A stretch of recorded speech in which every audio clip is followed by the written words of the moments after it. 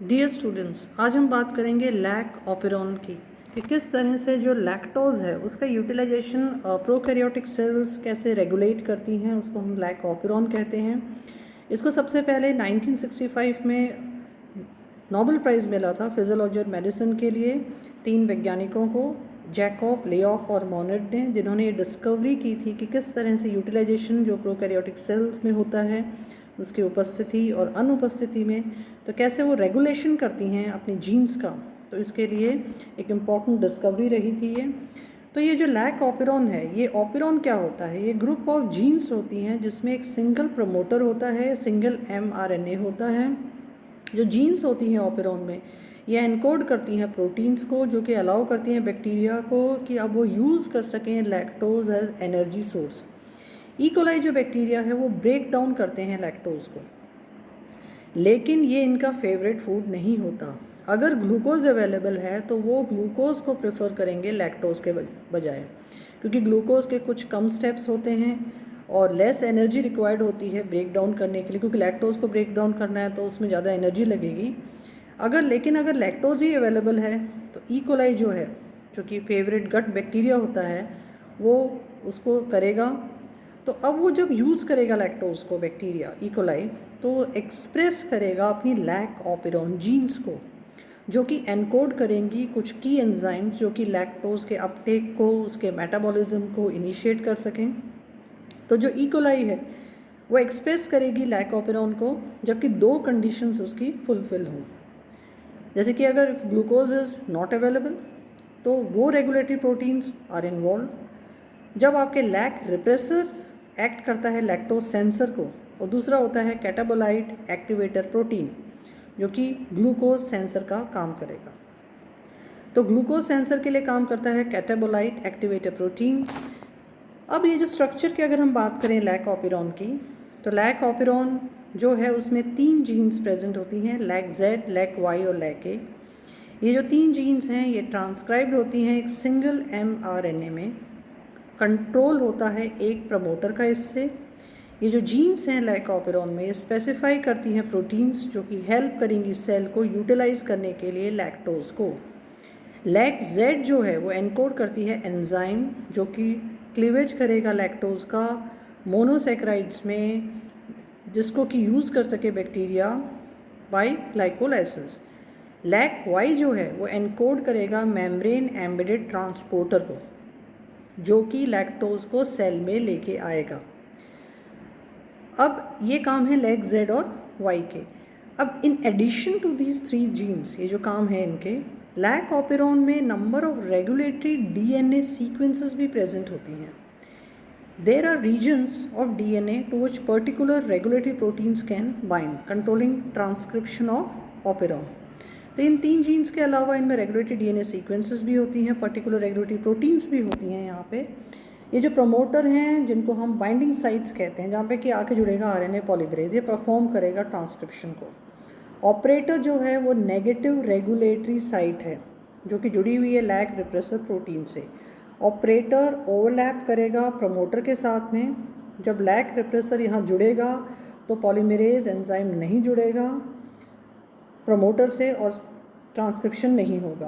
Cap binding site एक positive regulatory site है, जहाँ पे कि CAP जुड़ता है, कैटाबोलाइट एक्टिवेटर प्रोटीन जुड़ता है। जब CAP जुड़ेगा तो प्रमोशन होगा ट्रांसक्रिप्शन का, क्योंकि अब वो एक्टिवेट करेगा RNA पॉलीमरेज को जुड़ने के लिए। अर्थात कैप बाइंडिंग साइट पॉजिटिव होती है RNA पॉलीमरेज के लिए, और आपके लैक रिप्रेसर प्रोटीन नेगेटिव होती है RNA पॉलीमरेज के लिए। तो प्रमोटर जो है वो एक बाइंडिंग साइट है RNA पॉलीमरेज के लिए। इस प्रमोटर में रेगुलेटरी सीक्वेंसेस प्ले करती हैं।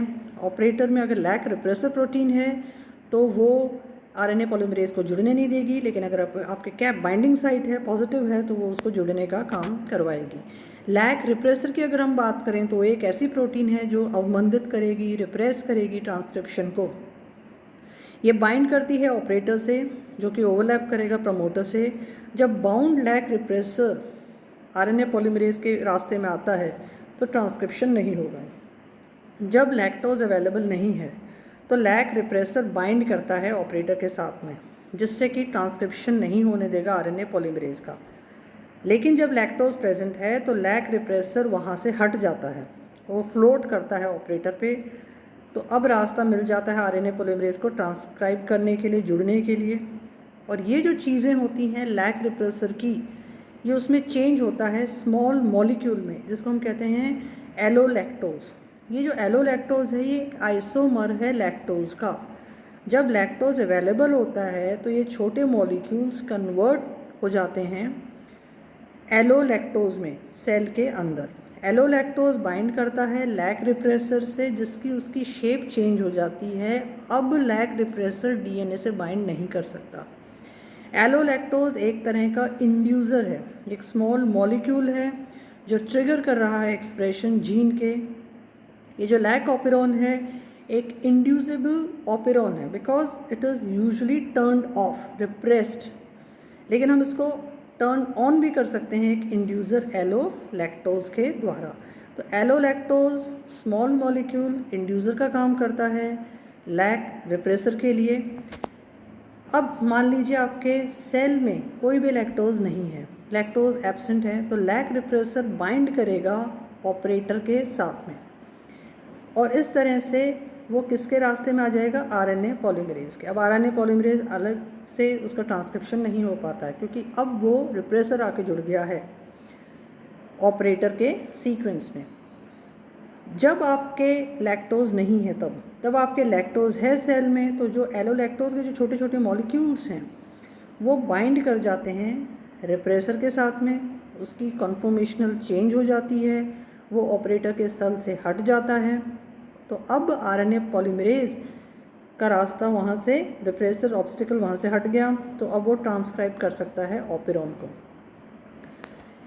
कैटाबोलाइट एक्टिवेटर प्रोटीन सीएपी जब बाइंड करते हैं रीजन ऑफ डीएनए से, तो वो हेल्प करते हैं आरएनए पॉलीमरेज का अटैचमेंट प्रमोटर से, जिससे कि हाई लेवल ऑफ ट्रांसक्रिप्शन हो सके। इनका रेगुलेशन छोटे मॉलिक्यूल से होता है जिसको हम कहते हैं साइक्लिक एएमपी।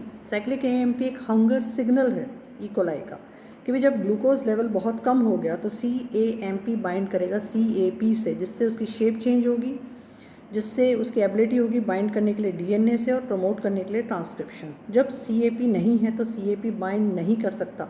जब ये साइक्लिक CAMP के छोटे मॉलिक्यूल्स नहीं होते तो CAP बाइंड नहीं कर सकता डीएनए से, वो इनएक्टिव रहेगा। CAP खाली एक्टिव है जब ग्लूकोज लेवल्स कम हैं।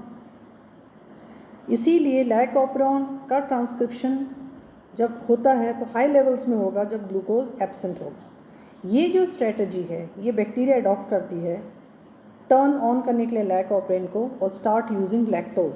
जब उनका फूड प्रेफरेंस ग्लूकोज ख़त्म हो गया है तो अब वो पूरी तरह से लैक्टोज के ऊपर निर्भर है, तब ये स्ट्रेटजी को अडॉप्ट करेगा। जैसे कि मान लीजिए सेल की जो रिक्वायरमेंट है इकोलाई की लो ग्लूकोज है, तो व्हेन ग्लूकोज लेवल्स आर लो तो CAMP मॉलिक्यूल्स यहाँ पे बनेंगे। CAMP अटैच करेंगे CAP साइट से, इससे बाइंड करेंगे वो डीएनए से। CAP अब हेल्प करेगा आरएनए पॉलीमरेज को बाइंड करने के लिए प्रमोटर से और हाई लेवल ऑफ ट्रांसक्रिप्शन होगा। लेकिन कब होगा, जब आपके लो ग्लूकोज है। लेकिन जब आपकी ग्लूकोज की मात्रा बहुत ज़्यादा हो गई है तो कोई भी छोटे मॉलिक्यूल्स साइक्लिक AMP के नहीं बनेंगे, तो CAP बाइंड नहीं कर पाएगा CAP साइट से और आरएनए पॉलीमरेज जो है बहुत ही लो लेवल पर ट्रांसक्रिप्शन करेगा। तो ये जो लैक ऑपेरॉन है ये एक्सप्रेस होता है हाई लेवल अगर आपकी दो कंडीशंस मेट होती हैं कि ग्लूकोज मस्ट बी अनअवेलेबल या lactose must be available. Glucose नहीं है अवेलेबल तो CAMP बाइंड करेगा CAP से, और बाइंड होने से आरएनए पॉलीमरेज बहुत ज़्यादा मात्रा में ट्रांसक्रिप्शन करेगा। लैक्टोज अगर अवेलेबल है तो lac repressor will be released, जिससे आरएनए पॉलीमरेज मूव फॉरवर्ड करेगा और ट्रांसक्राइब करेगा ऑपेरॉन को।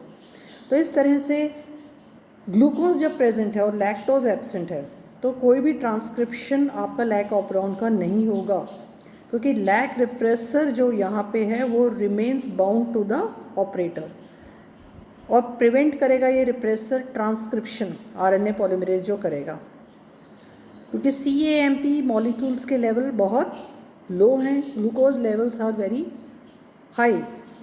तो आपके CAP इनएक्टिव रहेगा और वो बाइंड नहीं कर पाएगा DNA के। तो जब ग्लूकोज प्रेजेंट है और लैक्टोज एब्सेंट है तब आपके ये क्या होगा, transcription of the lac operon will not be there. Glucose is present and lactose is present, दोनों ही प्रेजेंट है, तब क्या होगा, लो लेवल आपके ट्रांसक्रिप्शन लैक ऑपेरॉन का होगा। लैक रिप्रेसर जो है वो रिलीज हो जाएगा क्योंकि उसमें इंड्यूसर एलोलैक्टोज आके जुड़ गया। लेकिन ग्लूकोज प्रेजेंट है तो CAMP के लेवल्स लो हैं, CAMP इनएक्टिव रहेगा, वो बाइंड नहीं कर पाएगा DNA के साथ में, इसलिए ट्रांसक्रिप्शन होगा लेकिन बहुत लो लेवल पर होगा जब आपके लैक्टोज प्रेजेंट है और ग्लूकोज दोनों प्रेजेंट है। लेकिन जब ग्लूकोज एब्सेंट है और लैक्टोज एब्सेंट है तब क्या होगा, कोई भी ट्रांसक्रिप्शन नहीं होगा, ना तो CAMP का लेवल हाई, क्योंकि हाई रहेगा CAMP का लेवल तो glucose levels are low, CAP active रहेगा वो बाइंड कर जाएगा, लेकिन लैक रिप्रेसर भी जुड़ा हुआ है इसीलिए ट्रांसक्रिप्शन नहीं हो पाएगा। जब आपके ग्लूकोज एब्सेंट है और लैक्टोज प्रेजेंट है, इस स्थिति में आपके ट्रांसक्रिप्शन होगा, स्ट्रॉन्ग ट्रांसक्रिप्शन होगा, क्योंकि लैक रिप्रेसर जो है वो रिलीज़ हो जाएगा क्योंकि उससे इंड्यूसर एलोलैक्टोज जुड़ चुका है। CAMP लेवल्स हाई रहेंगे क्योंकि ग्लूकोज यहाँ पे एब्सेंट है, CAP एक्टिव रहेगा, बाउंड करेगा DNA से, CAP हेल्प करेगा RNA पॉलीमरेज बाइंडिंग को, permitting high levels of transcription. तो अगर हम समरी देखें लैक ऑपेरॉन रिस्पॉन्स की, तो प्रेजेंस अगर आपके होती है, ग्लूकोज की प्रेजेंस होती है या रिप्रेसर की प्रेजेंस होती है तो आपका कोई भी ट्रांसक्रिप्शन नहीं होगा। लेकिन जब आपके ग्लूकोज लैक्टोज दोनों प्रेजेंट हैं तब आपके लो लेवल ऑफ ट्रांसक्रिप्शन होगा। जब आपके CAP की बाइंडिंग होती है, रिप्रेसर की बाइंडिंग होती है तो कोई भी ट्रांसक्रिप्शन नहीं होता, लेकिन बहुत स्ट्रॉन्ग ट्रांसक्रिप्शन होगा जब आपके लैक्टोज और CAP की बाइंडिंग होती है। With this, I hope you are able to understand these lac operon in a very simplified way. I hope if you like the video, please subscribe the